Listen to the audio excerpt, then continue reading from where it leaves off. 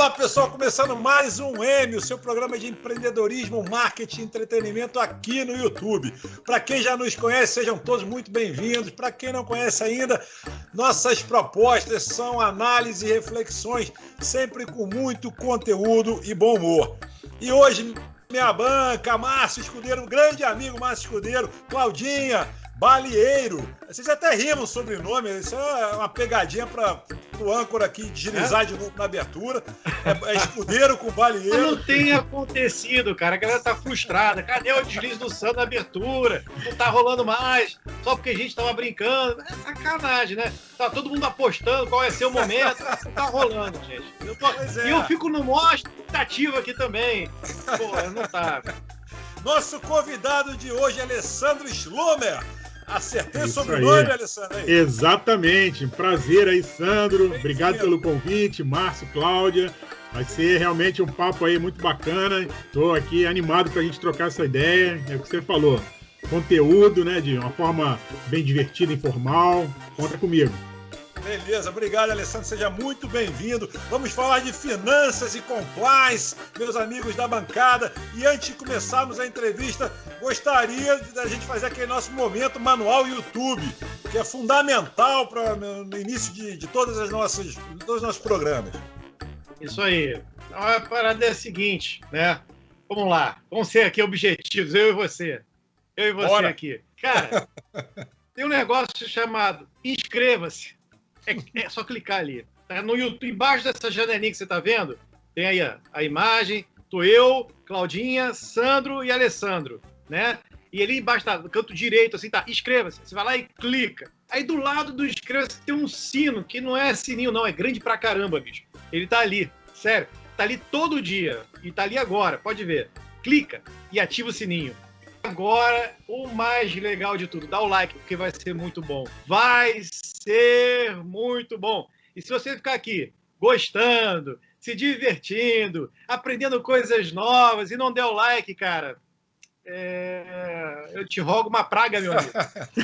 É isso. E comente, né? E comente também. Pode comentar, dê sua sugestão. Claudinha, não é bom comentar, o cara fazer pergunta, a gente vai responder. Tanta coisa boa aí para você saber, né? E você tem aí o teu negócio, tem aí a tua dúvida, a dúvida da tua carreira. Tira com a gente só traz gente top aqui. Vocês vão ver que o Alessandro é o cara.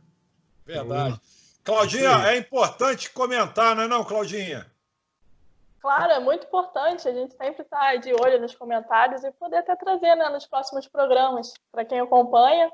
É verdade. E nós só respondemos aqueles que estão inscritos. Não adianta comentar sem estar inscrito, que a gente aqui não dá papo se você não prestigiar a gente, pô.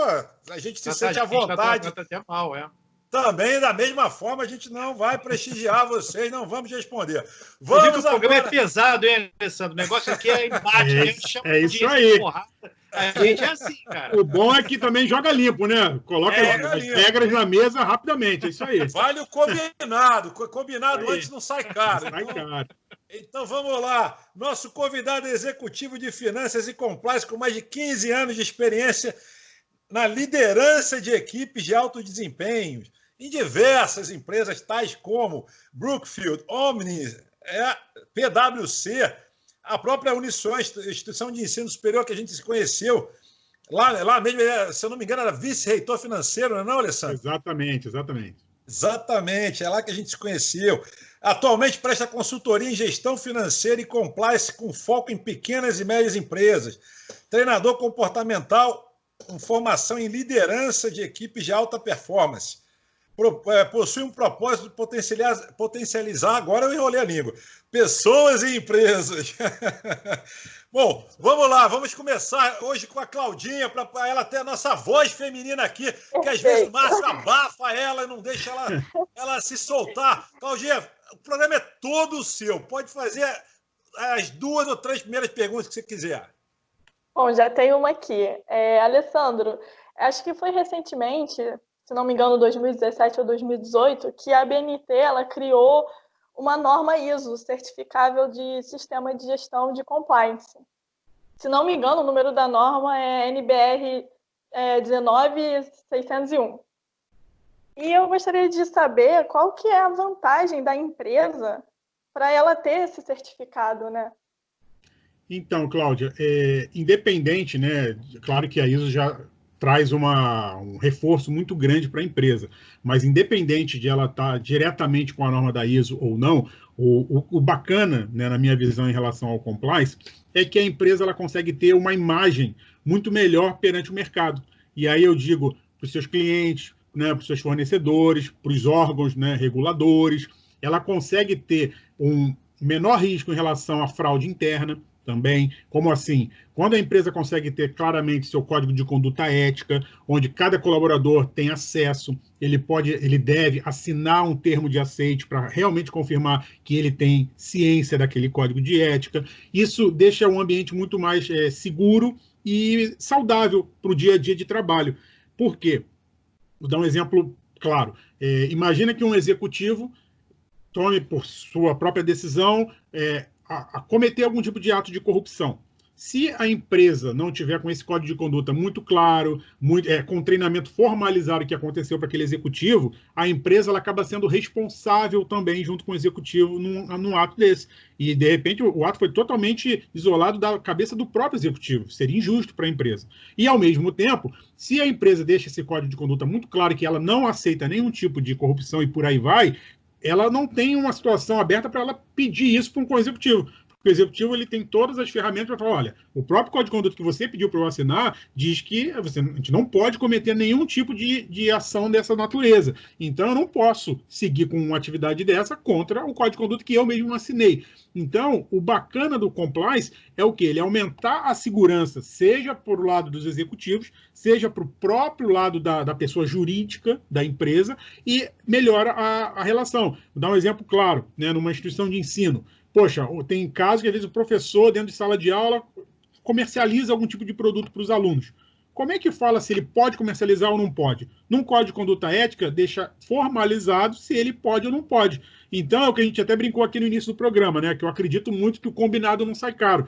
O compliance, às vezes as pessoas falam, não, é o bom senso, não precisa de nada disso. Mas eu acredito que precisa sim. Por quê? Imagina, tem empresas que toleram você aceitar um tipo de brinde de um fornecedor, de um parceiro, de R$200, R$300. Acha que isso faz parte do negócio e fica até deselegante você negar. Tem empresas que você não pode receber R$50. Um almoço de um parceiro, ela entende que isso é inadmissível. E não quer dizer que uma ou que a outra estejam mais certa ou mais errada. Depende do ambiente, dos valores, da cultura da empresa, né, do ambiente. Né? Então, muitas vezes, eu acredito que na transparência, né, na parte de prestação de contas. Eu já fui executivo em algumas empresas, por exemplo, como CFO. O que acontecia? Às vezes eu tinha um convite de um banco para um almoço. E era para a gente falar de negócio, de potenciais, né, novas operações, totalmente saudável para a empresa. Mas o que eu fazia? Eu ligava para o meu gestor, e isso tinha um código de conduta ética, mas às vezes não era tão explícito em alguns pontos. E falava, poxa, fulano me chamou para almoçar. Pô, você quer ir comigo? Você acha que vale a pena? Não, vai lá, representa a gente, bacana. Acabou. Transparência. Se alguém me visse no almoço com um diretor de um outro banco, o meu superior já estava ciente. Então, eu acredito muito, né, nos conceitos da própria governança corporativa, que fala muito da transparência. Facilita muito. E para os funcionários, nem se fala. Imagina um colaborador, ele trabalha numa área, por exemplo, de compras, e ele vai contratar uma empresa, e essa empresa, por coincidência, é de um primo dele. Ele pode contratar? Entendeu? Às vezes ele vai contratar sem nenhuma vantagem, diretamente. Mas o código de conduta tem que deixar ele claro. Uma política de compras tem que deixar ele claro. Ó, você não deve fazer isso. Aí, se ele fizer, ele está cometendo um ato realmente grave, com possibilidade de, né, suspensão, de demissão e por aí vai. Então, eu acredito na força da ISO, é claro, e na importância do compliance. Para quê? Para deixar essas coisas mais claras, um melhor ambiente de produtividade, mais saudável, e uma melhor imagem da empresa perante os órgãos. Só para encerrar esse ponto, eu já tive exemplo de cliente que a gente implementou um programa de compliance e ele conseguiu um novo cliente graças a ter um programa de compliance estabelecido. Que no caso o cliente era uma empresa canadense, que se ele não tivesse esse programa de compliance, ela não faria negócio com ele. E o cara já era sério, mas no momento que ele teve um programa de verdade estabelecido, isso formalmente e foi importante para ele fechar um novo cliente, que no caso era canadense. Então, além de... produtividade também da empresa? Aumenta. E o bacana disso, que eu falo muito nas minhas publicações que eu faço sobre compliance, é que é viável até mesmo uma pequena e média empresa ter um programa de compliance. Que no passado tinha-se a ideia que era algo muito, muito alto de investimento, muito complexo. E hoje as coisas já foram mais desmistificadas e você, com um bom consultor, você consegue implementar um programa de compliance com investimento baixo e ter as vantagens para a sociedade e para a empresa. Olha, Sandro, isso tem alguma... Ai, desculpa, fala assim. Não, pode, você tem todo o direito. Sandro. Você tem todo... Não. Era o Sandro que interrompia a Cláudia. Não, senhor, você tira dúvida disso. Por favor, você tá com a vez, porque o Márcio, no último programa, que eu não sei se vai na ordem, mas no último programa não deixou você falar direito, então você pode fazer a segunda, eu guardo a próxima. Vai lá, por favor. Eu só queria saber se tem alguma relação, né, da compliance também com a gestão de processos, a melhoria do processo, a relação da compliance com o processo. Então, a gestão de processos, na época que eu trabalhei na Price, de uma empresa de auditoria, a gente teve um treinamento de uma metodologia muito bacana que eles chamavam de performance improvement, basicamente melhoria de processo. E o que eu acredito em gestão de processo? É que ele se aplica ao compliance, se aplica a finanças como um todo, se aplica à área de supply, e RH, e TI, e por aí vai. Por quê? O grande lance do processo, no meu entendimento, é que eu preciso melhorar o meu processo de auditoria interna. Primeiro passo, eu tenho que mapear, desenhar esse processo, seja no modelo de fluxograma, seja no modelo de narrativa, né, com as metodologias de mercado. Uma vez que você coloque isso de forma estruturada, desenhada, as coisas ficam muito mais claras. Você começa a identificar gargalos, identifica atividades necessárias, atividades em duplicidade, ou atividades críticas de controle interno, ou de atividades comuns que não estão dentro daquele processo e deveriam estar. E aí, quando você faz esse mapeamento e faz uma análise, você vem exatamente para quê? Para a melhoria do processo, né? Que eles chamam do as is e do to be. Não dá para você melhorar um processo se você primeiro não desenhou e não mapeou. E às vezes a pessoa está com muita pressa, quer melhorar um processo e nem fez um mapeamento. E aí não fica claro você realmente identificar potenciais, né, oportunidades de melhoria do processo. Então, o mapeamento de processo, eu acho que ele é mais amplo que o compliance. Eu sempre utilizo o conceito de gestão de processos para qualquer área que eu venha gerenciar e também para o compliance, mas não fica preso somente ao compliance. Entendi.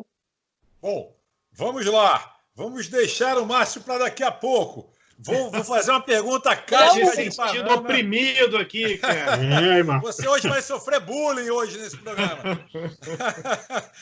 Vou fazer uma pergunta aqui no jornalismo, uma pergunta casca de banana. Geralmente a gente deixa mais para frente um pouco, mas é aquela pergunta perigosinha, aquela pergunta que tem que ter uma certa atenção. Mas é uma pergunta de coração, porque, de fato, sem querer polemizar muito, principalmente no âmbito político, né, que o país não atravessa sua melhor fase aí, o pessoal está muito exaltado politicamente falando, mas não sei, esse dilema entre ser ético, né, num país em que nos últimos anos foi na contramão desses princípios, ou seja, é complicado, você pega o Odebrecht, pega várias construtoras, Lava Jato, né, e tudo, e você vê que são empresas grandes, isso para não citar várias outras, que tinham seu sistema de compliance, tinham todos os seus sistemas funcionando e que, né, é complicado às vezes a gente tocar nesse assunto, é um assunto delicado, tendo em vista que o país não cooperou, né, nos últimos, 15, 20 anos. Como é que você vê isso, Alessandro? Realmente essa pergunta é casca de banana, é perigosa, hein? Então, eu vou tentar ser sincero, né, do meu ponto de vista, sabendo que tem várias opiniões, cada um vai ter uma percepção, mas pela minha trajetória do que eu acredito. Assim, eu acredito, né, com todas essas questões que vêm parece que te desanimar, mas eu ainda acredito muito, né, na questão dos princípios, dos valores, da autenticidade. Acredito que a ética ela se aprende. Eu acho que não é só bom senso, não. Acho que ela se aprende e determinado ambiente de negócio, tudo isso tem que entender o que é possível, o que não é possível, o que é permitido ou não é permitido.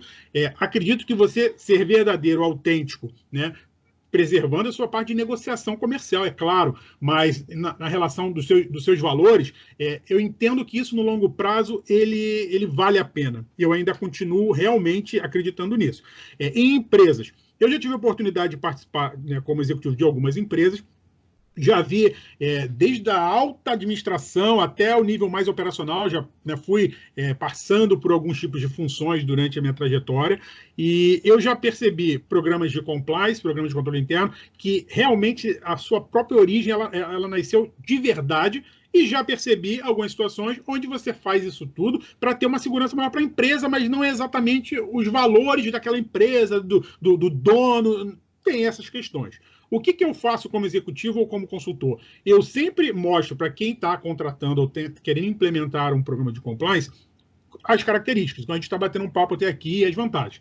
E explico o seguinte, olha, você pode fazer um programa de compliance, que o pessoal brinca só para inglês ver, ou você pode fazer de verdade. Eu acredito, piamente pelo que eu já vivenciei, que quando você faz de verdade, você tem o benefício real do longo prazo. Quando você faz só para inglês ver, você pode ter uma triste situação, por exemplo, que você comentou da Odebrecht. Tinha tudo muito lindo, mas em algum momento o negócio estoura. Porque quando você age com algum tipo de fraude, com algum tipo de corrupção, no mínimo mais uma pessoa vai saber. E o mundo é muito pequeno, né, redondo, então em algum momento essa pessoa pode não estar satisfeita, essa pessoa pode ter comentado com alguém. Então, se não for as suas crenças reais no íntimo, pelo menos até racionalmente, eu sugiro que o executivo principal da instituição, que os donos da instituição, da empresa, eles entendam que assim, vale a pena estar e viver em compliance na essência.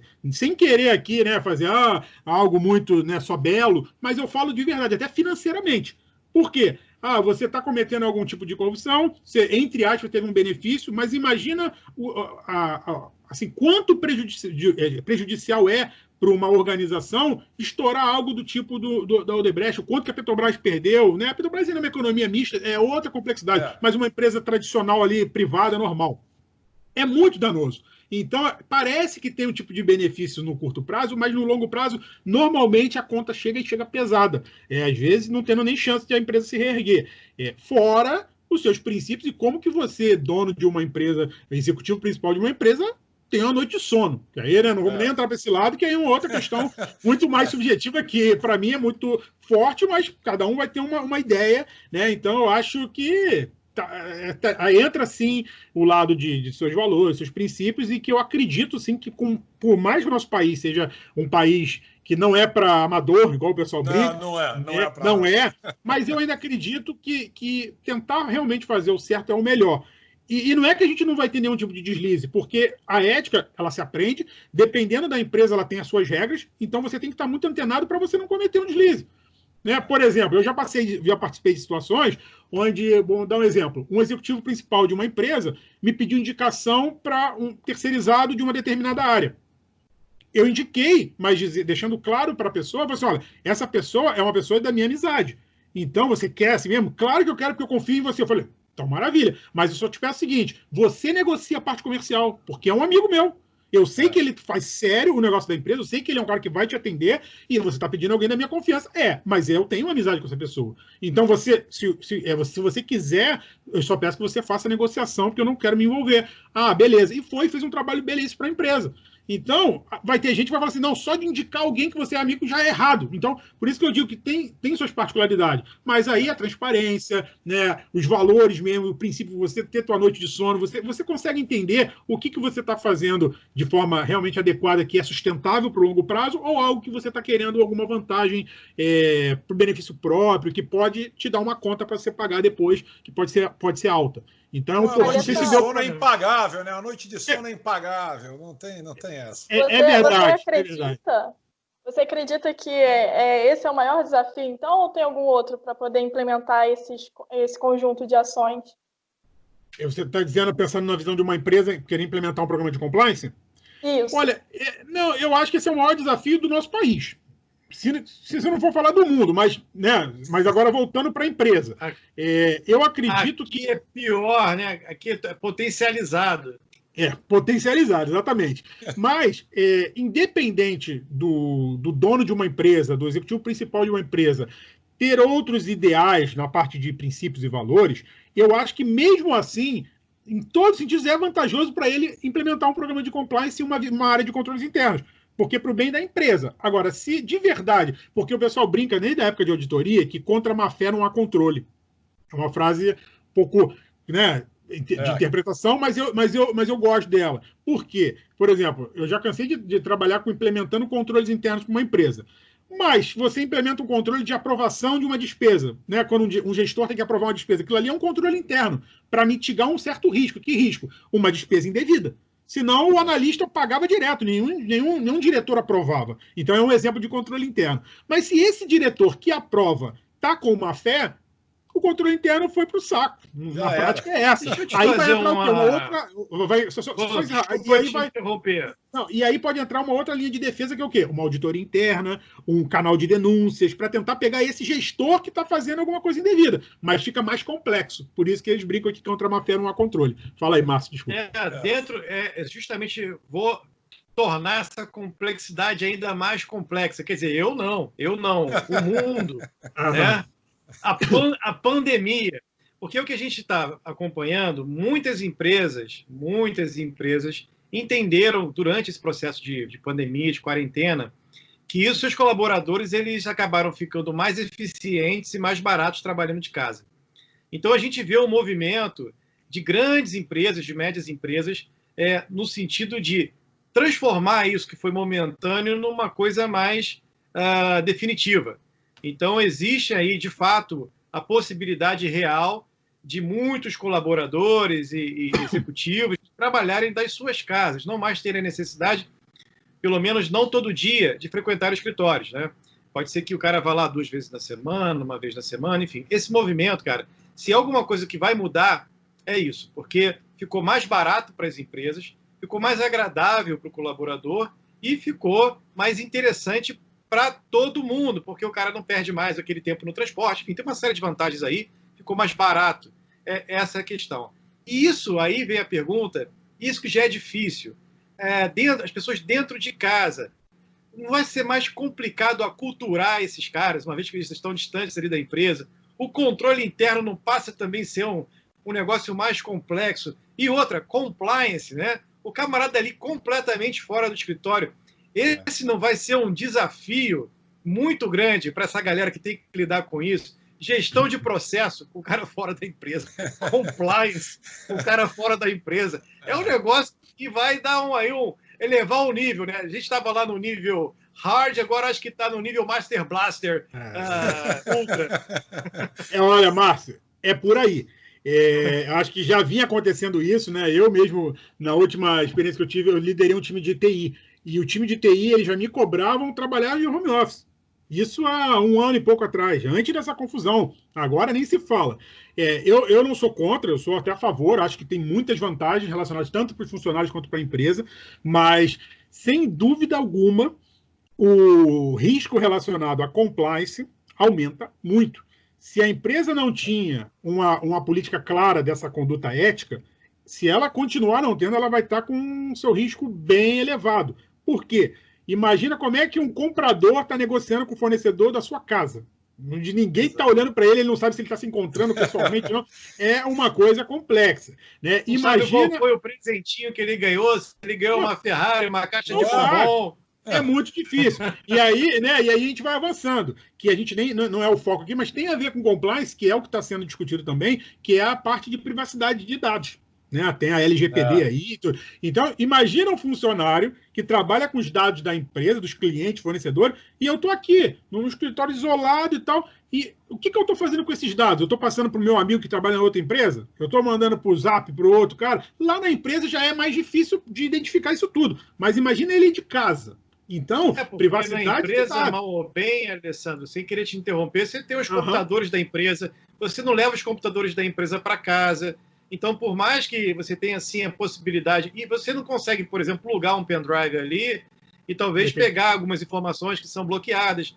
Quando você trabalha com essas informações de casa, você não tem só... Mesmo que elas estejam criptografadas e pouco acessíveis ali, ou acessíveis só naquele momento, você pode criar mecanismos, sim, para burlar essas regras, né? Esses componentes aí de controle...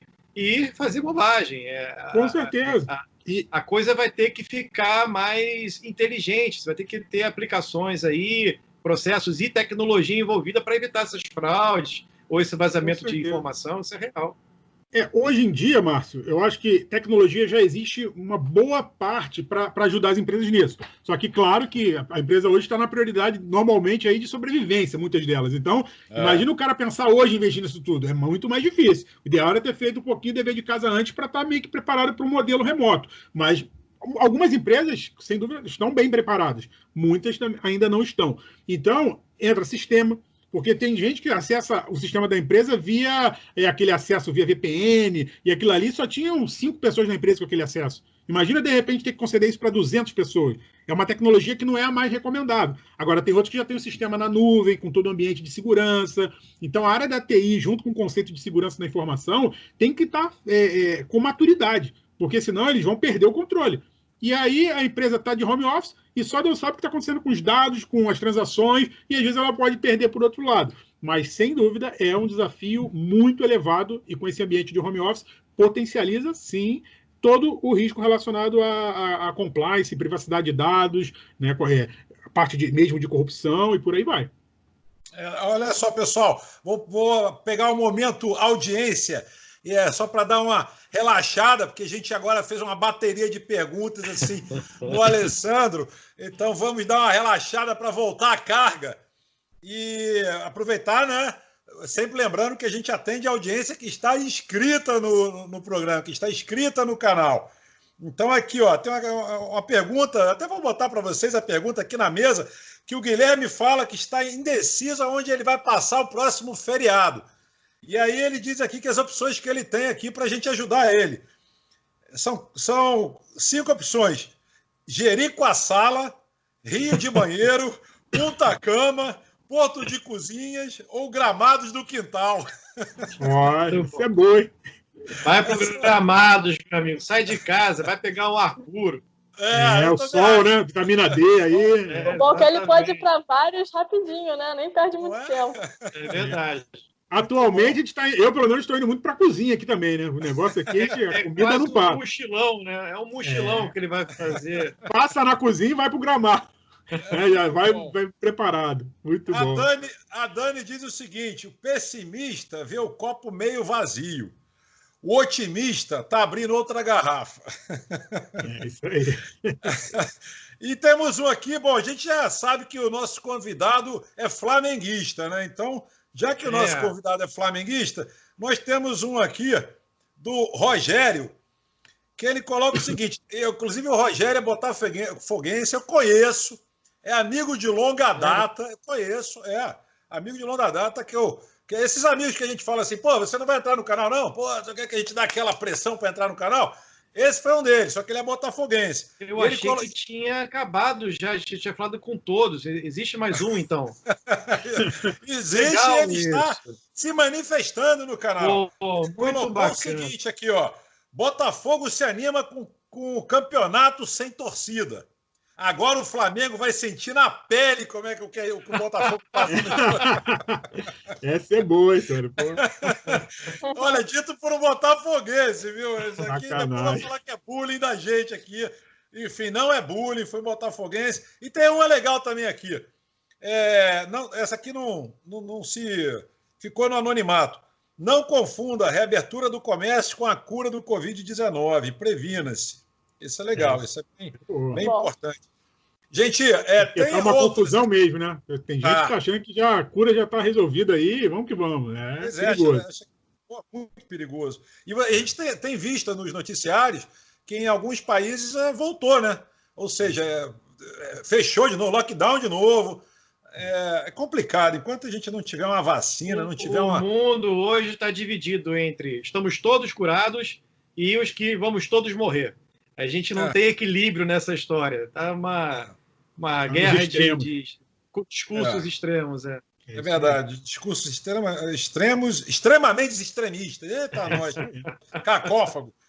E tem um aqui para fechar, nosso momento relax, que é uma conversa do marido com a esposa, né? Aí ele diz, querida, por que você se casou comigo? Ela responde, porque você é engraçado. E aí ele diz, pensei que porque era bom de cama. Tá vendo como você é engraçado? Essa é boa. enfim, gente. E aproveitando também aqui já esse momento de descontração, vamos fazer o nosso momento dica de livro. Começando então pelo nosso convidado, Alessandro, algum livro aí que você sugere para a nossa audiência? É sempre bom a gente estar, né, trocando essa figurinha. O livro eu acho fundamental. Independente se você gosta do livro online, eu gosto do livro físico, gosto de pegar, tocar, né, abrir, marcar, enfim. Dica de livro, começando com o nosso convidado. Olha, um livro que eu ganhei de presente de um grande amigo, do André Nakamura. Você conhece o André Nakamura, lá trabalhando na Swan, né?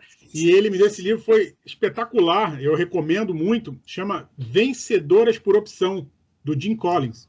Então, ele explica um pouquinho alguns conceitos que podem fazer grande diferença na evolução de uma companhia versus outras que não aplicam esses conceitos, né? Então, aí tem muito assunto ali para a pessoa aproveitar esse conteúdo, mas é muito rico, é muito prático, e eu assino embaixo tudo que eu li ali, tem muito a ver com o que eu já vim colocando em prática, aprendi muita coisa ali, então recomendo, quem tiver interesse, Vencedoras por Opção, do Jim Collins. Que é um legal.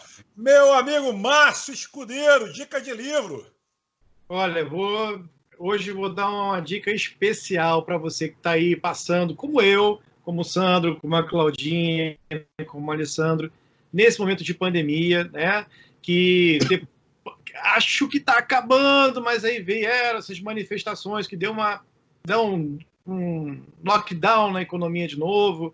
Né? A gente tem um cenário político bem complicado interno, um cenário político bem complicado externo. Esses dias a China começou a se estapear com a Índia, um negócio muito louco. Enfim, vou dar uma dica muito boa para assim, leia a Bíblia, meu amigo. Leia a Bíblia. Esse negócio tá brabo pra caramba. Tem que rezar, meu irmão. Não adianta nada você aprender todo espaço.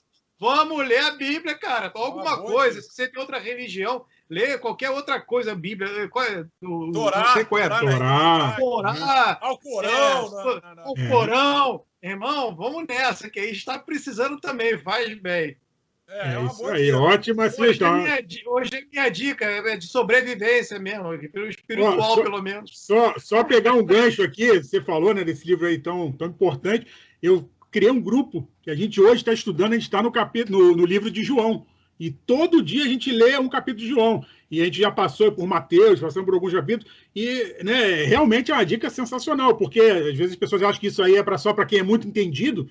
E claro que é complexo. A Bíblia tem partes que são, né, enroladas. Mas o pouco te dá um conforto interno, ainda mais nessa fase, que eu assino embaixo. Muito bom. Também gostei muito. Pô, pontuou bastante agora, hein, Márcio? Essa foi muito boa.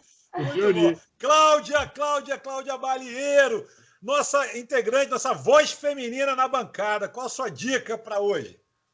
Bom, a minha dica é mais relacionada a marketing, né? Que é A Lógica do Consumo. É um livro muito bom, que fala sobre neuromarketing e também como que o cérebro funciona, né? Diante de uma propaganda, de algum produto, de um serviço. É bem interessante, vale a pena ler. Legal. Bom, eu vou sair completamente da pegada de vocês. A minha dica de livro de hoje não tem nada, absolutamente Sandro, nada posso te interromper? Eu sei que você vai dar a sua dica de livro. Eu só queria não perder esse gancho da Claudinha. Assistam um programa incrível de neuromarketing, já que a Claudinha deu aí a dica. Boa. O nosso amigo Zé Mauro, que está maravilhoso. Verdade. Só para não perder aqui o gancho. Não, ótimo, sensacional. Está mesmo, de verdade. Programa sobre neuromarketing, José Mauro Nunes. Incrível. Está incrível, é imperdível. Muito bem lembrado, Márcio. Bom, veio a minha dica de livro aqui. O nosso editor, espero que esteja colocando todos os livros aqui. Né? Vamos ver se ele não está dando esse mole, mas de qualquer forma, a minha dica de livro é Noites Tropicais, do Nelson Motta. Conta praticamente toda a história da MPB, os bastidores da música popular brasileira. É um livro muito legal, é um livro para você dar uma relaxada, para você sair um pouco do ar, para você poder viajar. Ele vai dos festivais da época da Jovem Guarda, Tropicalismo. Enfim, é um livro muito legal, vale a pena. E você sai um pouco dessa neura né, que a gente vive hoje, entendeu? E, enfim, eu acho que é bacana para você relaxar. É um livro bem bacana, bem gostoso, a leitura fácil. Bom, vamos voltar então para o que interessa, minha bancada. Preferência para a Cláudia, que hoje a Cláudia falou que vai fazer, no mínimo nesse programa aqui, umas 19 perguntas. Ela já fez umas 4. É o mínimo que se espera. Bom, Alessandra, com esse contexto todo de pandemia, né, as empresas estão apertando o cinto em relação a controle financeiro, investimentos, correto? E como que você acha que vai ficar esse controle financeiro em propaganda e marketing? Pô, então, essa pergunta muito nos interessa. Muito nos interessa, muito. O que eu vejo, né? Eu já trabalhava com um conceito que a gente chama de orçamento base zero. Isso nas minhas últimas, né? Sempre que eu trabalho para alguma companhia, eu levo esse conceito. Que basicamente é o quê? Não dá para você ter uma despesa, independente se é de propaganda, né, marketing ou de outras linhas de alocação, e você falar o seguinte: não, por que tem essa despesa aqui no orçamento? Ah, não, porque isso aí é importante, isso aí sempre teve. O conceito do base zero é voltar para uma mesa de discussão, no nível principalmente de alta administração no final. Para quê? Para que você saiba de verdade o que linha é aquela ali, por que aquela despesa, se ela é extremamente necessária ou não para sustentabilidade da empresa, para o crescimento da empresa, para a imagem, o que ela está realmente sendo necessária. Uma vez que isso está ok, ela fica no orçamento. Então, acho que para ter como estrutura, o OBZ, que é o orçamento base zero, ele te ajuda a não perder esse costume. Entendeu? Porque às vezes tem um contrato que tinha 6 anos na empresa, aí no orçamento é aprovado porque está todo ano. E aí ninguém para criticar que contrato é esse. Aí quando você vai ver, é o contrato de publicidade de botar nossa propaganda na banca da esquina. Aí você fala assim, pô, na banca da esquina, quanto que custa? Ah, não, é 10 mil reais por semestre, imagina. Aí você, pô, mas na banca da esquina, essa banca, ninguém está passando ali, todo mundo aqui já conhece a gente aqui. E aí, opa, então vamos fazer algo mais produtivo para o retorno da empresa? Como é que é o ROI disso? Como é que é o retorno sobre investimento desse negócio? Então, o que eu quero dizer? Eu acho que quando a despesa ela é comprovadamente ali, ela tem um argumento que ela vai trazer o retorno para a empresa, ela vai ser muito bem-vinda.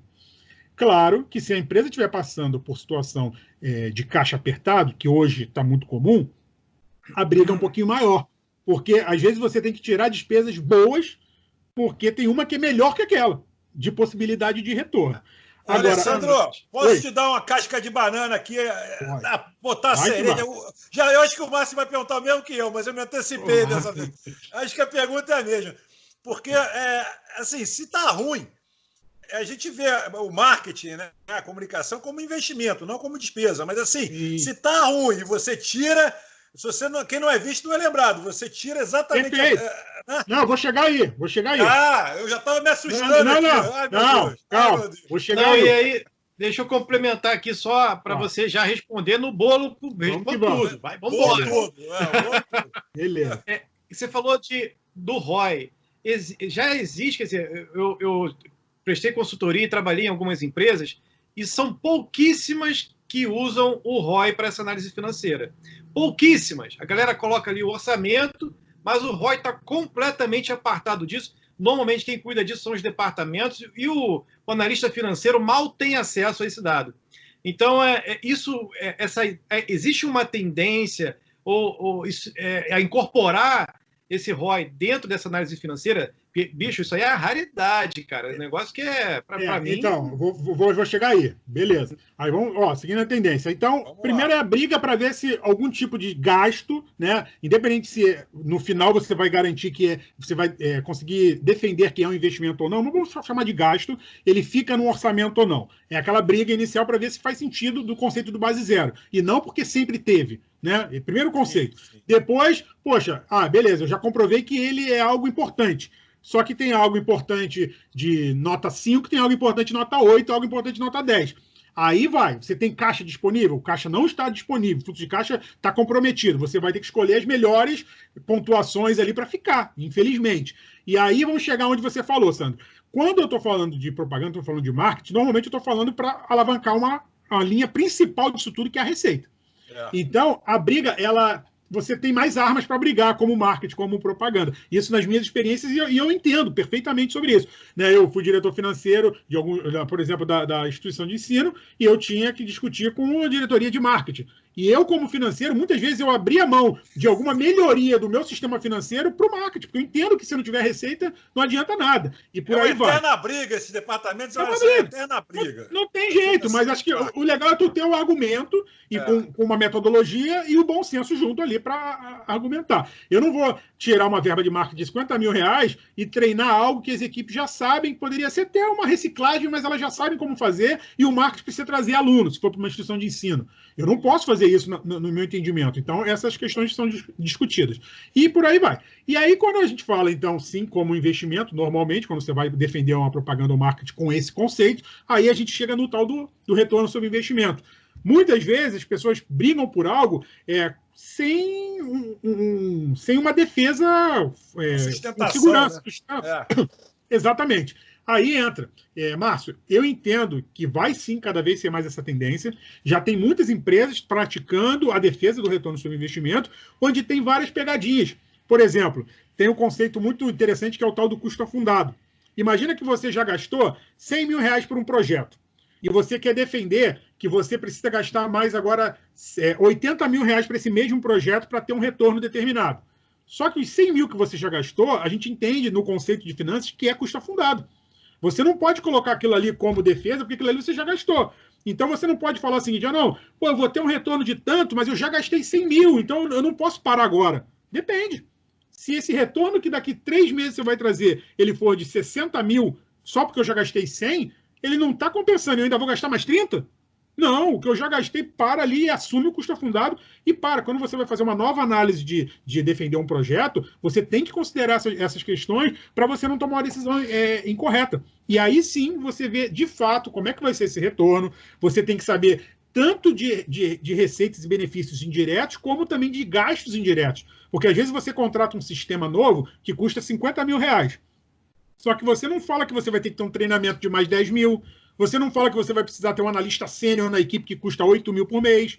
E aí você defende de uma forma desleal, tanto para aprovar o projeto quanto para negar. Então, a área financeira ela tem que ter muito cuidado para montar um estudo de viabilidade para mostrar o retorno de investimento de fato, se vale a pena aprovar um projeto ou não, por isso. Porque senão você fala assim, eu vou abrir um novo curso de graduação numa faculdade. O que envolve essa abertura? Não, já tenho tudo estruturado. É só o marketing de tanto. Beleza. Eu tenho que contratar um coordenador para esse curso, porque não tem carga horária, eu tenho que ter uma nova sala, eu tenho que ter um novo laboratório. O que é isso? Então, tudo isso você tem que compor para aprovar ou não. Né? Eu vou implementar o EAD na minha faculdade. Né? E aí, como é que é isso? Porque, às vezes o cara, eu só vou contratar esse parceiro. Mas não é bem aí. Eu tenho que ter um diretor novo, eu tenho que ter... Eu estava me referindo justamente a isso, porque o que a gente tem da análise financeira sobre o marketing, normalmente nas empresas, eu falo, são poucas que analisam ROI de fato, é justamente isso. Você tem ali um número X, o valor, né, de investimento, e você tem ali um valor, por exemplo, de venda de um produto ou de adesão a um serviço que você ofereça, né? Então você fica limitado a isso. Foi investido 50 mil reais ou dólares no marketing e a gente teve um retorno aqui de matriculados, né, que vai gerar no final do ano, 80 mil. Então teve aí um ganho em cima disso. Só que eu acho que o que falta, e aí é uma opinião minha, uma coisa que eu discuto e brigo muito para que seja feito nas empresas com as quais eu tenho algum contato, que você, na hora de entregar o ROI para o departamento financeiro, você não tem que entregar só a conversão. A conversão é um ponto, mas você tem que entregar também qual foi o retorno que teve de procura, qual foi o retorno que você teve também de imagem, da marca da empresa, porque o marketing ele não só faz a conversão de vendas, ele também leva para as pessoas o conhecimento daquele produto, o conhecimento daquela marca, e isso é muito valioso, porque o valor a marca também tem um valor, né? Então, quantas pessoas passaram a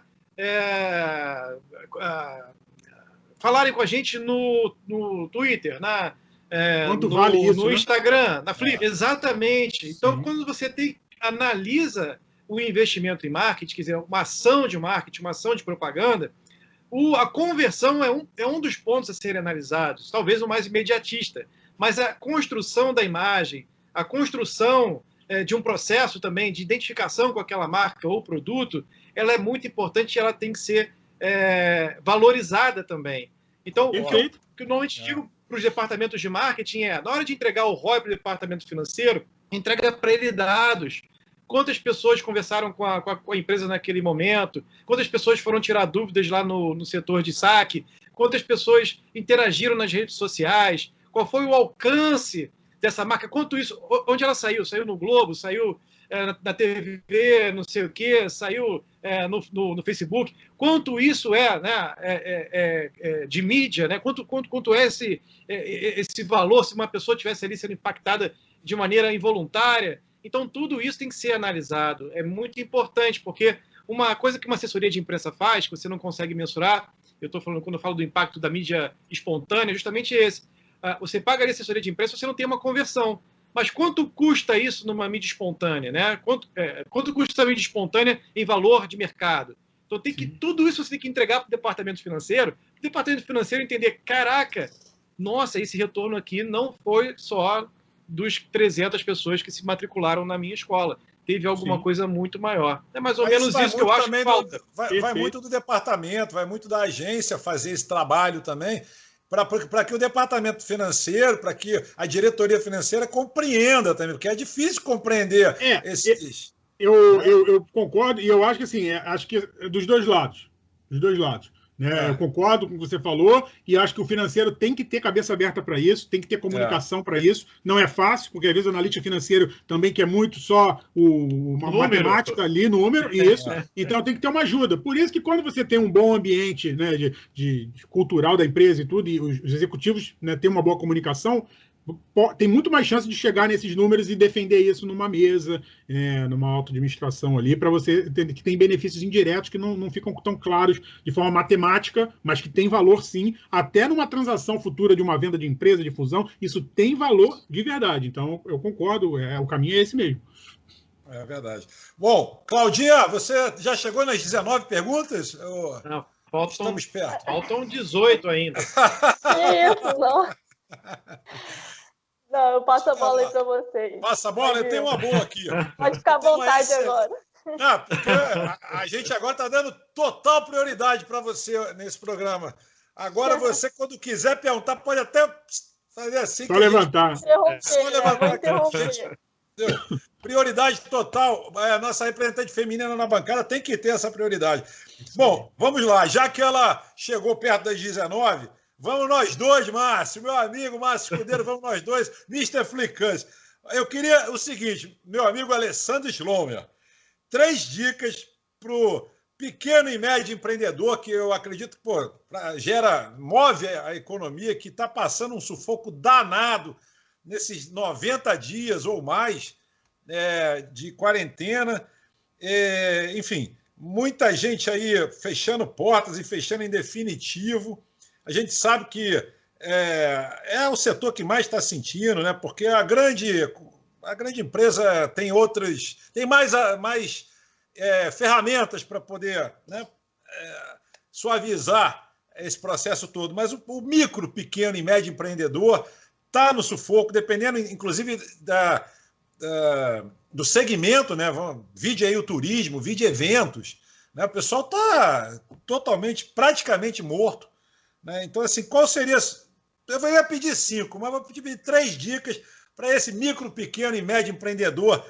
O que você sugere aí para o pessoal? Então, sem dúvida é um momento muito difícil. Né? Eu tenho alguns clientes desse foco hoje em dia de consultoria, e é triste você ver uma situação de empresas que estavam indo tão bem, mas né, perante a situação não estavam capitalizadas para manter 3 meses, 4 meses, é uma realidade. Muito tempo. É muito tempo. É muito difícil, né? Uma pequena empresa ter isso preparado, né? Mas o que eu poderia falar de dicas do que eu percebo aqui de experiência prática desse mercado? Primeiro é criatividade. Parece que é algo tão bobo, tão simples, mas eu percebo diferença de alguns clientes. Imagina, né, quando eu vejo outros casos públicos. O que eu quero dizer com criatividade? não espere acabar essa pandemia, né? Ah, não, vou esperar aqui meu negócio, vamos ver se eu vou aguentar. Não. Né? Eu tenho cliente do ramo de estética, que vende produtos cosméticos e está vendendo de casa. O time de vendas está trabalhando de casa. E está vendendo. Caiu a venda? Caiu 30%, 40%, mas não caiu 100%. Então, se eu estivesse esperando voltar para o escritório dela tradicional, ela estaria provavelmente quase quebrada já. Mas ela não, ela suavizou, fez algumas mudanças no quadro necessário para otimizar e está mantendo. Tá bom? Não, mas pelo menos está sobrevivendo. Né? Então, tem gente, né, eu tenho outros clientes do ramo de varejo também, de alimentação. Poxa, dá para fazer delivery? É melhor do que nada. Agora, poxa, claro que a loja rodando de forma tradicional é melhor, mas tem gente aí no delivery vendendo muito. E usando estrutura de iFood, de outras plataformas, dos próprios condomínios hoje. Então, estão saindo da zona de conforto e, de repente, vai ser uma linha de negócio que eles vão manter depois. Porque às vezes não achava que podia e é uma renda importante. Por quê? Ele vai cair a receita na maior parte dos casos. Mas é melhor cair a receita em 20%, 30% do que cair em 80%, 100%. Então, a criatividade, em primeiro lugar, parece uma coisa muito boa, mas às vezes as pessoas não querem parar para sair do normal que sempre vem fazendo. Segundo, avalie todas as possibilidades de capital de giro de forma justa. O que eu quero dizer? Tem possibilidades hoje em bancos, principalmente Caixa Econômica, está vindo o programa agora do governo Pronamp, que é focado para pequenas e médias empresas, a Receita está avisando diversas empresas, onde ela pode ter em torno ali de até 30% do faturamento anual de capital de giro, com, se eu não me engano, estão 8 meses de carência, para pagar em 36 meses, com taxa que não chega a 5% ao ano. Então, é algo que está acontecendo de verdade. Agora está chegando agora aqui. Eu tenho contato com os gestores da Caixa, eles estão falando que agora está saindo de verdade. Então, busquem um contato pessoa jurídica com a Caixa para ontem. Por quê? Mas na Caixa, porque bancos privados está complicado. Então, está uma discussão. Está se falando que os bancos privados também vão ter acesso a fazer. Só que sugestão, vai na Caixa. Sim. Não ganho nada com isso, eu estou dando a sugestão como empreendedor, porque a Caixa está mais direto ao governo. Se a Caixa está lento, imagina os outros, que ainda às vezes nem sabem ou nem querem oferecer porque querem ganhar taxas melhores. Né? Mas isso é algo real que está saindo da prateleira de verdade para os pequenos empreendedores. E aí, fora isso, em todos os outros tipos. Se você tem um cara que sempre quis ser sócio da tua empresa e você acha que ele é um cara que vai agregar valor, por que não trazer um capital novo? Às vezes a pessoa acha, não, eu prefiro ficar ali até morrer com a empresa. Pô, às vezes 50 mil reais para um pequeno empreendedor, ele sobrevive esses 3 meses e depois melhora. E às vezes traz um sócio com 40%, 30%, dependendo do teu negócio. Por que não? Né? Às vezes não precisa vender tudo, não precisa esperar quebrar. Traz um cara e vocês dois juntos começam a reerguer daqui a alguns meses. Então, essa parte de capital de giro. E por último, né, não menos importante, que parece óbvio, mas as pessoas às vezes não percebem, é que o pessoal brinca que senta no caixa, né, de verdade. Só gasta o que for extremamente necessário para a sobrevivência mesmo. Ah, poxa, esse sisteminha aqui que me ajuda em fazer, poxa, de repente um e-mail dessa forma mais bacana. Cara, você está usando isso agora? Não está. Tem algum contrato que te obrigue? Não. Espera. Daqui 3 meses você volta a assinar esse negócio. Né? Parece bobeira, mas qualquer 500 reais, qualquer 1.000 reais por mês, num pequeno empreendimento que está totalmente comprometido, ele vai fazer uma diferença. Então, né, eu vejo gente, poxa, estou com um espaço de coworking, vai voltar o coworking a funcionar, imagina agora em julho. Poxa, eu vou para lá já? Se ainda está difícil a minha receita, eu preciso disso? Posso trabalhar de home office? Né? Eu não sou contra o maravilhoso espaço profissional, mas dá para você segurar mais uns 2 meses? Segura. Poxa, o teu time de funcionário você reduziu, dá para você manter com esse time reduzido, pelo menos até esse negócio realmente passar? Mantém. Não é hora de fazer gastos desnecessários de verdade. Então, eu acho que se você pudesse recomendar ali os 3 principais pontos, é trabalhar com, abrir a cabeça para a criatividade do que você pode fazer para não perder total a tua receita. Né? E quem sabe pode ser até que tenha algo novo mesmo, mas pelo menos que a perda seja pequena. Né? Você trabalhar com... tentar obter capital de giro de forma mais forte, principalmente do governo com taxas melhores, mas se não for isso, sejam com bancos e sejam com possíveis sócios ou operações, né, diversas que você possa captar recursos. E, por fim, não menos importante, segurar realmente os gastos, só gastar com o que for extremamente necessário. E aí inclui até mesmo retirada de sócio. Porque eu vejo pessoas com a empresa totalmente capenga que tem uma retirada de 20 mil reais por mês, imagina. O cara quer tirar 20 mil reais, não dá para tirar. Tem funcionário sendo desligado, tem funcionário sendo suspenso do contrato. O empreendedor quer continuar com os 20 mil. Não é a hora. Ele reduz para o prolabore mínimo, tal. Daqui 2 meses ele volta a melhorar. Do que estrangular o caixa, ele quebra. E aí perde uma empresa por questões de, né, às vezes, ele usa o dinheiro para os gastos pessoais da empresa, aquilo que a gente sabe que é muito comum. Está sangrando a empresa, ele mesmo está sangrando a empresa. Que às vezes já vem de antes da pandemia, né? Eu conheço casos que o empreendedor já atrasava aluguel antes. Aí agora ele fala que está atrasando aluguel por causa da pandemia. Só que a confusão já era antes. Então, quando abaixa, né, a maré, tudo aparece. Então, é hora também de refletir do que você deveria ter feito de dever de casa e não fez. Né? Tem empreendedores que a gente sabe que, poxa, tem gente que trabalha para botar comida em casa da semana ou do dia. Não vamos nem falar desse público que a gente sabe que é uma realidade. Mas tem advogados, tem médicos, tem né, consultores que tem, às vezes, uma remuneração como um empreendedor um pouco melhor e chega numa crise e não tem grana para sustentar 2 meses. E aí é tal da educação financeira, que não é, né, querer puxar a orelha de ninguém nesse momento, mas a gente precisa abrir os olhos, porque senão a gente vai passar essa crise e você vai continuar da mesma forma. Na próxima você vai sofrer e quem sabe se você vai sobreviver ou não. Então a gente tem que ter a tal da reserva, seja para uma pequena empresa ou para uma grande empresa, isso é necessário. Porque o que mais quebra a empresa não é o prejuízo econômico, e sim a falta de caixa. Até a Magazine Luiza, né, a Trajano fala muito disso, e eu concordo completamente. Você fica sem caixa mesmo, e em uma semana você quebra o negócio.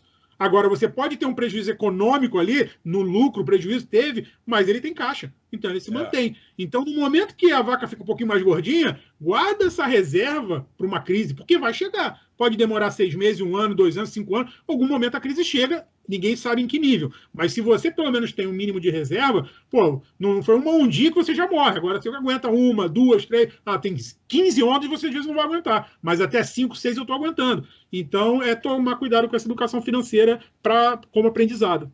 Ô, Alessandro, lá na agência, por exemplo, a gente fala muito com os clientes, e olha que a agência já tem 22 anos no mercado, enfim, e a gente tem falado, porque praticamente a gente fala agora com os clientes, assim, o que a gente falava uma vez ou duas por mês, a gente fala quase todo dia, praticamente quase todo dia.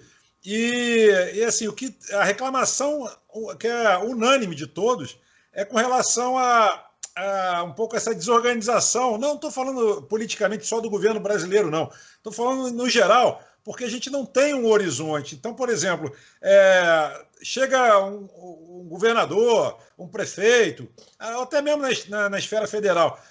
Vamos ficar em quarentena por 15 dias. A gente já está nesses 15, mais 15, mais 15, mais 15, há 90 dias ou mais. 3 meses, isso aí. 3 meses. Então, assim, aquela estratégia que a gente traçou lá no início da quarentena, com todos os nossos clientes, já foi por água abaixo, porque a gente não tem como prever quando é que vai voltar ao nosso normal, ou novo normal, seja lá a nomenclatura que quiser dar. Mas, assim, é difícil porque o pequeno e o médio, ele precisa... Ele precisa ter o seu... Às vezes, os 20% lá que faltam no caixa é considerável para o pequeno.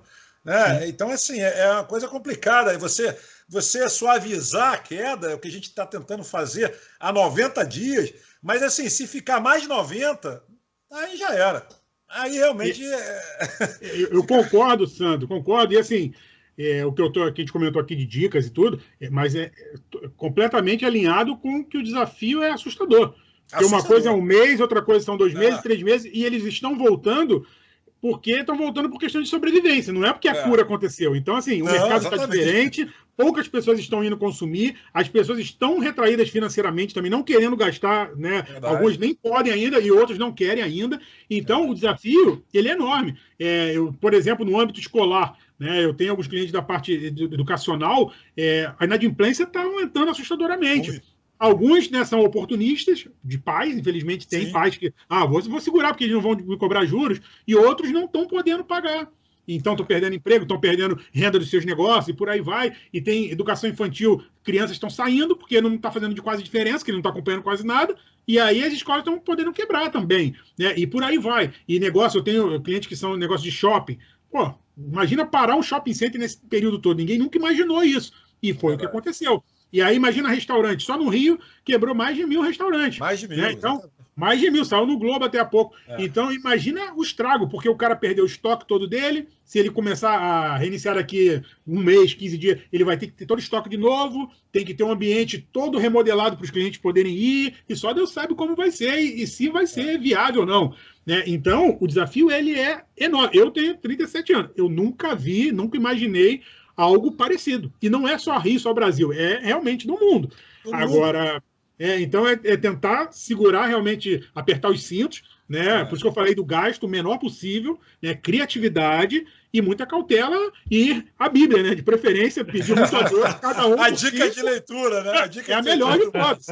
É a melhor de todas, porque o que é isso? Por que está acontecendo isso? Aí começa num outro papo que é difícil. Então, né?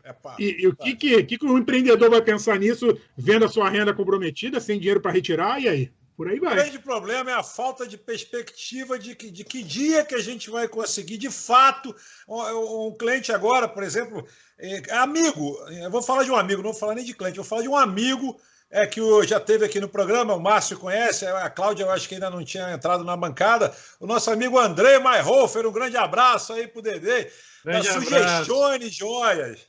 Ele agora estava falando comigo que eles estão voltando novamente para os pontos de venda, as galerias estão sendo autorizadas a voltar, mas que era uma grande dificuldade do só online, porque as pessoas, no caso das bijuterias, das semijóias, das joias, as pessoas gostam de ter experiência, de tocar, de pegar, de experimentar, de ver como é que fica, enfim. E ele está voltando, mas ele está muito receoso, porque né, qualquer momento, se mandar, vier uma onda de novo, vier, sei lá, essa reabertura, eles retrocederem de novo e pedir para todo mundo voltar para cá, fechar comércio, volta tudo de novo a complicar.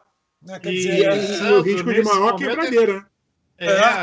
E assim, do negócio dele, que é bijuteria, não tem muito estímulo, né? Porque é o que a gente estava falando lá, do cara que está fazendo o tour pela casa, que vai lá para Gramado do quintal, porque vai botar brinco para circular da sala para a cozinha. Então, uma pulseira, algum cordão, né? Teve dia dos namorados há pouco, né? Mas fora isso... Não é produto de primeira necessidade, não é? No caso, seria uma coisa mais supérflua, concordo. Ele mesmo falou aqui isso. É uma coisa mais supérflua. As pessoas podem deixar de comprar semijóias, joias, agora lógico que podem, entendeu? Certamente vestuário pode. Também, né? Vestuário como um todo. É um negócio complicado. É muito raro, não é que não vai consumir. Não tá mais... Exatamente, o Davi, que não está mais com a gente, quer dizer, vem de vez em quando, que agora lá em Portugal o negócio já voltou a funcionar. E o negócio do vestuário, cara, ele tem uma camisa, ou no máximo duas, né? Não tem mais do que isso, entendeu? Tá bom, né, amor? Ele vai pedir direito de resposta de novo, hein? Porque a gente fica ansioso, o que vale é a sabedoria, né? O que vale é a sabedoria, pô, é bom. Exatamente. É que ele só usa... ele só usa a mesma camisa quadricular em todos os programas que ele participou da bancada, era a mesma camisa. Então, como ele agora não está aqui na bancada... Esse negócio de internet tem que tomar cuidado, né? Tu faz uma live, faz uma coisa, tem que ver, pô, muda agora pelo menos, né? Porque fica lá. Verdade. Não, e outra coisa, né? O efeito manada que ele reportou para a gente em Portugal... falou que foi um absurdo, né? Porque Portugal liberou e toda a população estão nas ruas. Quer dizer, isso aí, como a gente não tem vacina, não tem nada, a chance de acontecer um novo lockdown é enorme. Estatisticamente falando e tudo. Eu confesso assim, eu falei com o pessoal da minha agência, mesmo o governo aqui, o governo municipal, estadual liberando, continuaremos em house, ou continuaremos home office, até termos realmente uma segurança maior, porque né, imagina você num ambiente de ar-condicionado, fechado, o risco é muito grande. É muito grande. E o Davi falou que lá voltou aquela coisa do novo normal, não teve nada disso, cara. Voltou uma manada de gente, formigueiro. Foi anormal nesse sentido. As pessoas acham que é a cura, né? Tá liberado porque já tá... Não existe mais o vírus, o que eu percebo, né, é uma coisa muito delicada, que eu vejo, alguns amigos já tiveram e você vê que alguns foram tranquilos. né? Mas meu sogro ficou entubado 21 dias apagado no Samaritano aqui no Rio. Graças a Deus, com muita oração de muita gente, o bicho saiu de lá bem e está em casa. Mas eu mesmo estava assustado, porque o cara, pô, Eu tive. um pouco... Você teve também? Fui assintomático, fiz exame, porque eu tive uma sensação de que poderia estar com a gripe e tal, e fui fazer agora, recentemente, e deu que eu tive. Que você já tem um anticorpo? Falou que agora já tem anticorpo. Já criou anticorpo. Por um lado, é até mais confortável para você, né? Pensando assim, individualmente, né? Então, tem gente que, assim, ou vai chegar num ponto e falar assim, ó, uma galera que não seja de grupo de risco, cara, vamos pegar. Foi ou não foi, só se for por esse lado, que aí a vida quase que volta ao normal. Agora, eu tenho pais também com 70 anos em casa, que aí também. Arriscar para eles é um pouco pior que arriscar para mim, né? Meus filhos, deve ser tranquilo, a gente nunca sabe. Cara, na Europa, é que aqui a gente ainda não liberou a boiada, né? Mas na Europa, como já liberou, o nego foi com tudo, sem medo de ser feliz. E aproveitar, Davi, o negócio da camisa do Davi, falar com a Armani, com o Ferragamo, se quiser patrocinar a gente aqui para ficar, né, com suas vestimentas, estamos aqui para isso e abertos a esse tipo de contato, esse tipo de parceria. Dior, para vestir a nossa grande Claudinha, fiquem à vontade, tá? Por favor. É verdade. Gente, vamos chegando aqui, a gente estourou o tempo, que eu sabia que a gente ia estourar, vamos chegando na reta final desse M. Já? Ô, Claudinha, já estouramos. Passa rápido. Passa rápido. Tinha mais 32 perguntas para fazer, Sandra. Você não quer acabar com o programa ela com mais 32 perguntas para fazer. Isso é injustiça. Perseguição. Tá bom. Bom, vamos entrando então na reta final. Peço para que a minha bancada, vamos deixar nosso convidado por último para encerrar o programa. Peço que a minha bancada, por favor, não faça aquela palestra final e sejam mais sucintos. E se tiver momento Forrest Gump, a hora é agora. Solta o verbo, Claudinha. Considerações finais. Bom, eu costumo ser rápida, né? Então, só agradecer a participação do Alessandro. Foi muito legal o bate-papo.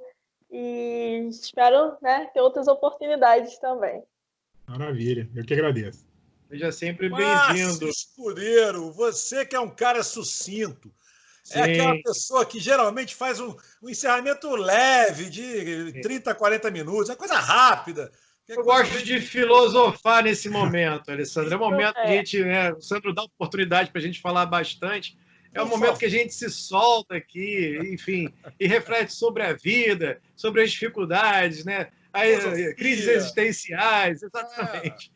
Eu queria te agradecer mesmo de você ter vindo aqui. Foi muito bacana, porque esses desafios que a gente conversou são desafios que todo mundo está passando em todas as áreas, todas as esferas. Como é que você ajusta a tua equipe, como é que você ajusta o teu processo, como é que você ajusta o teu dinheiro, porque você vai precisar fazer todos esses ajustes aí para se ajustar nessa condição nova que a gente está tendo e, sei lá, cara, quais as condições que vêm pela frente. Então, se preparar, quem não sofreu nenhuma porrada ainda, daquelas, né, mais duras, que ainda está em pé, que nem balançou, nem caiu, cara, esse cara também precisa se movimentar, porque, conforme a gente conversou aqui, essa não é a primeira e não é a última. Então, tem que fazer o deverzinho de casa, buscar conhecimento, buscar auxílio, porque se você tem dificuldade de implementar um programa de gestão, de pessoal e toda a própria empresa, é importante você trazer alguém que tem esse conhecimento, que te ajude a trazer essa realidade nesse momento maluco aí que a gente está vivendo. Obrigado. Como a Claudinha disse, seja sempre bem-vindo e valeu aí pela tua compartilhada experiência com a nossa galera. Foi muito bom. Valeu.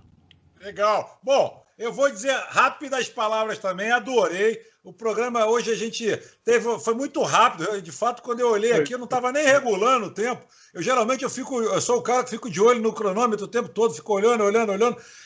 Quando eu vi, a gente já tinha estourado, mas muito bom. O programa é fácil, agradável, um programa legal, light. O assunto é pesado, porque a gente está numa fase difícil. Mas muito bacana mesmo.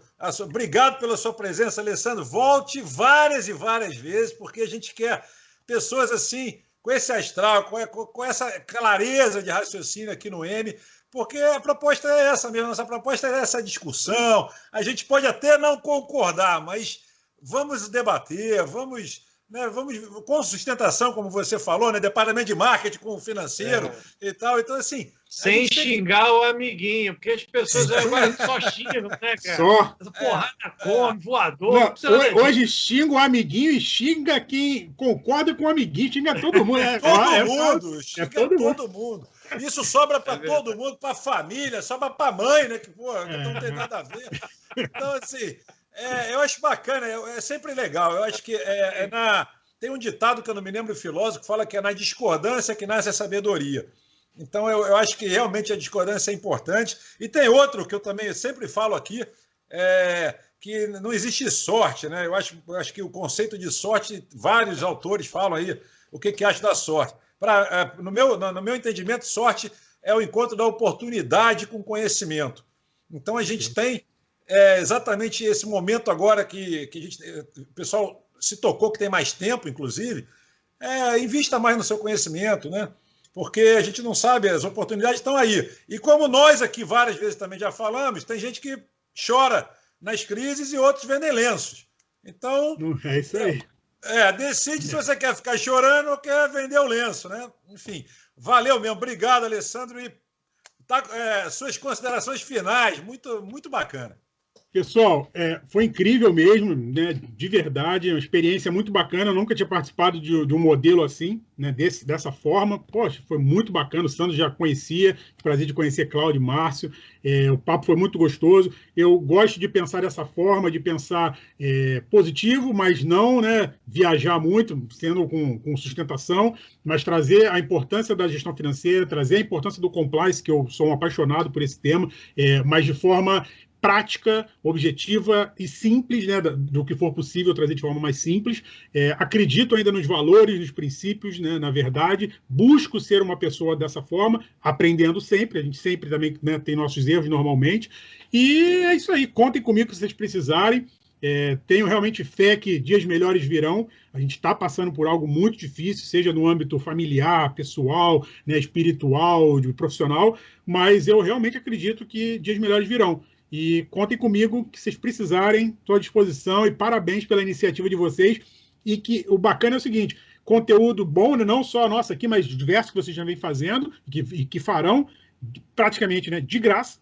Então, olha que oportunidade para as pessoas, empreendedores, funcionários, aproveitarem conhecimentos que antes teriam uma dificuldade absurda de graça. Então, eu já escutei várias pessoas falando, hoje também para o empreendedor tem uma questão fantástica que é tanto acesso à informação de qualidade e praticamente sem custo, é só o seu tempo. E muitas vezes as pessoas dizem que o problema é a falta de tempo. E nessa época fica muito claro se para cada um de nós a falta é de tempo ou de disciplina. Então, eu queria deixar essa reflexão e agradecer a vocês. Porque, Alessandro, a pessoa descobriu na pandemia, né, que o dia na pandemia agora tem 38 horas e não mais 24. Que não, temos mais tempo. Caramba, sério? Eu nem soube disso. É isso aí. Vírus que faz movimento da Terra, eu não sabia. Desculpa, só para encerrar. E pensar o seguinte, o que a gente vai falar que a gente aproveitou esse tempo de construção? Um exemplo bobo, vocês que são da área, vocês conhecem. Eu, na minha consultoria no treinamento, a gente está fazendo um rebrand de toda a empresa de identidade visual.